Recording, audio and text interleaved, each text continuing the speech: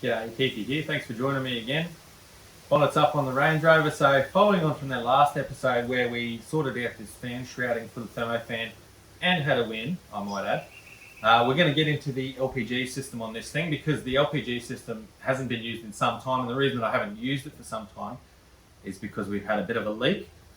Risk of fire, I'm not going to lie, and we don't want that happening. So we're going to get into the LPG system, see if we can find out where the leak is and try and repair that, get this thing running on gas again, because right now I don't know where you are, but this thing being the high compression 4.6 actually needs premium unleaded fuel. So at the cost of about $1.90 a litre, which has gone up quite a lot in the last few weeks, LPG being about $1 a litre, I think it's actually 90 cents a litre for LPG, and given the mileage that I've previously got with it, it definitely makes sense to start running that from a cost perspective. So we're going to have a look into that today, see if we can fix that leak that I've got, because we don't want fires while driving around. That's definitely something we want to try and avoid.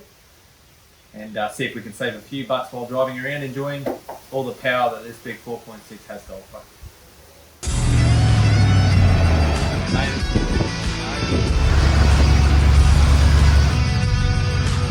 Well, we couldn't go without checking this out. Right, preparing it fires now.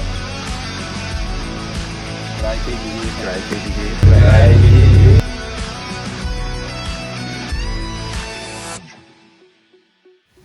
So I've said it in the past before with this LPG system, many a time, the engine bay does look a little bit cluttered. There's things going on everywhere that wouldn't usually be here on this thing because this is aftermarket. Obviously LPG was not a factory option for the Range Rover P38. So we got hoses, filters, we've got all kinds of mixers and doodahs and this and that and whatnot. So this is sequential LPG on this thing. This is not coming in through the intake manifold as such, like the normal air intake as some of the gas systems you'll see getting around. This is actually injected right down near where the normal fuel injectors are. These hoses go all the way down to the bottom of the manifold. It's quite a good system, and in the past, running on gas, it's been reasonably good on fuel, which is another thing that I'd like to look back into. So to get this going again, we've got to go through the system now. You can see that I've run a few new hose clamps in various places over the years to try and eliminate this gas smell that I got. The gas leak is what it actually was. But I haven't been successful with that, and it got to a point where it was actually quite a strong scent of gas, and I didn't want to have the risk of a fire in the engine bay. So I just stopped running it for the time being until I could take a little bit longer to investigate what was going on. Now, last video, if you have a look up there or there or there or wherever it may be, I did have a bit of a brief chat to you about this gas system as a part of a job that I wanted to do. So we're going to tackle that now. I did run the engine on gas, and it runs fine, don't get me wrong, it'll run fine and drive fine and whatnot, but that really strong smell of gas is a risk of fire that I definitely don't want to take, given that I don't want to have to use my fire extinguisher on my own car. But I did narrow something down when I did run it on gas for that little brief period of time to this area of the engine bay. Now this area here has got coolant lines there. These two here are coolant lines because it needs to be a certain temperature before it will switch over to gas, because obviously if it's not warm enough, it's not going to do all its atomization and all that. I'm not a technical guru on it, but I can tell you that temperature is a very important thing with gas. It must be for the flow, the way that it converts, whatever. If you know, comment down below. You'll probably be able to tell me a little bit more about that.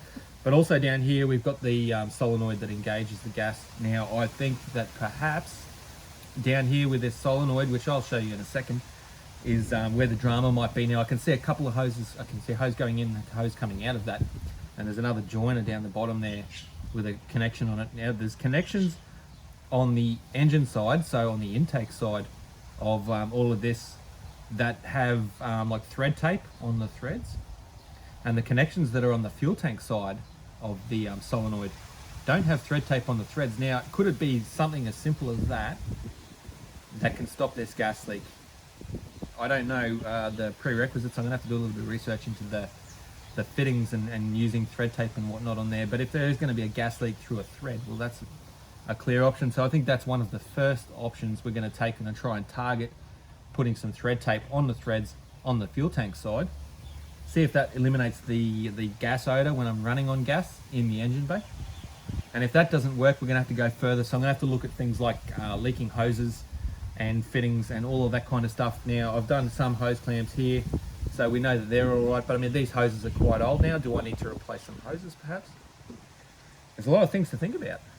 Going to keep me on my toes for a little bit. Hopefully it's an easy fix. Watch on and we'll see what we get up to. So as we go into the engine bay, on the passenger side, right-hand drive vehicle, you can see all the kind of stuff. So the coolant hoses go in here to regulate the temperature of this. We've got some gauges here and whatnot.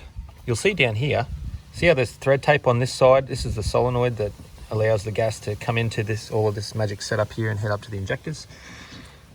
So there's thread tape on that and it looks to be in good condition, so I'm not going to complain too much about that. It's a bit hard for you to see, but down on this side there are actually two fittings. If I can come around this way. So you can see one of the fittings there next to that solenoid, and there's another one that goes to it. Now the one that attaches to the solenoid has thread tape on it, but the other one doesn't, down there. Could that be as simple as fixing that, put a bit of thread tape on that? So I should have probably added before, when you actually turn the engine off while it's running on gas, which I did the other day, you can smell and hear the gas in this area. Now I'm not a rocket scientist here, but I wonder if that's the problem right down there, because it's obviously when the engine's switched off, this little solenoid valve down in here, which is great for focus, shuts off, but the gas smell remains. So is it just that line there from the tank just purging once the engine's been switched off, once the gas has been switched off? So what I'll do, I'm going to take that off there, that little fitting there. I'm going to put some thread tape on it and we'll put it back on and I can test it out, see how it goes. Alright, so I've replaced those little couple of fittings with a little bit of thread tape as well. Got to let the engine get up to 55 degrees before it'll change over to gas. So you'll hear a click and then you'll hear the gas injectors actually start to do their thing. So once that clicks over, I'm going to use my nose because that's the biggest tool we've got for this, and see if we can work out where the gas leak is, or if it's still leaking at the moment. So you'll hear it in a sec. You'll hear a click when the solenoid starts to do its thing, and then you'll hear these injectors start to go clack, clack, clack, clack, clack, clack, clack. The gas injectors. There you go, there's the click. We're on gas now. So you can hear those injectors make a distinct sound that's a bit different to normal ones. Time to use my nose. So right now I can't smell anything.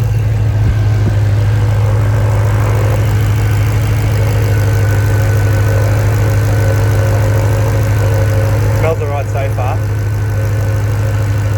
Oh, I can smell gas now. Only very light smell of gas.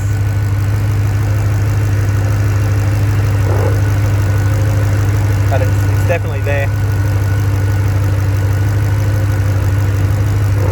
Strong right here.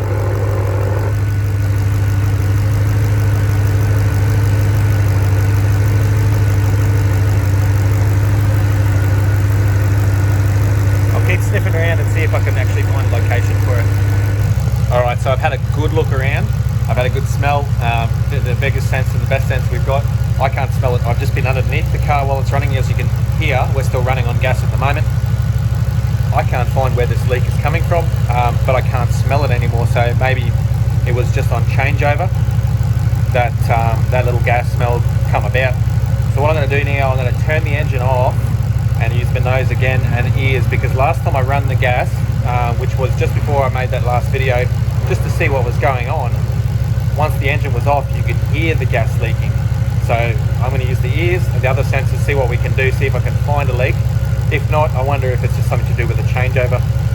Solenoid just passing a tiny little bit of gas when it does change over. Who knows, but I'll be able to hear it when I turn this engine off. So I'll go and do that now and I'll get you back on the camera as soon as possible once I've turned the engine off. Alright, so the engine's off. I can hear just a faint sound that does sound like gas coming out, and I think actually, if I'm honest, it sounds like it's coming from that changeover valve down there. But I can guarantee you I can't smell it at the moment. Oh, I can smell a little bit.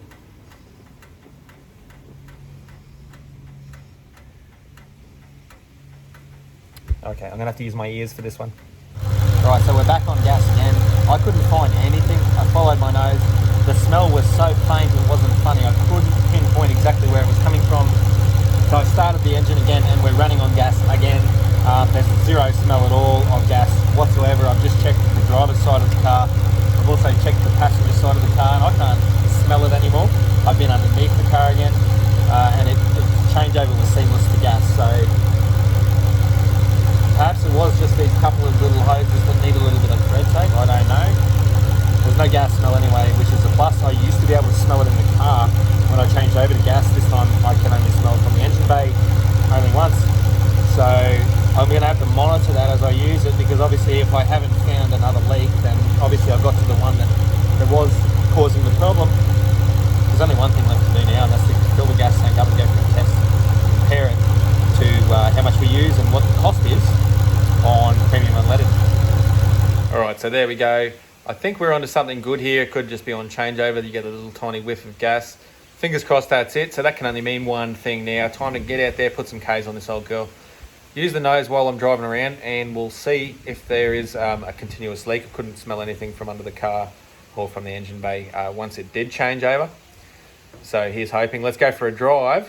But you're going to have to wait till the next episode. Cliffhanger! And you'll be able to see that. Thanks for watching. Don't forget to do all the usual stuff, the subscribe thing, and let me know what you think. And let me know what you think with regards to fuel consumption. So that'll be the next video. I'm keen for this one. I want to see not only consumption comparison, but also a dollars to consumption comparison. So see how far we can go for a certain amount of dollars, etc., etc. That's going to be a good video. So I'll get my stuff ready now. We'll go out and start getting that one ready. I'll see you guys next time.